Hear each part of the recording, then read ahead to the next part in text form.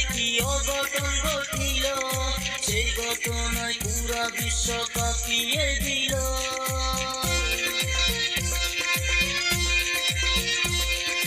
পশ্চিমবঙ্গ কলকাতায় কি অঘটন ঘটিল, সেই ঘটনায় পুরা বিশ্ব কাঁপিয়ে দিল।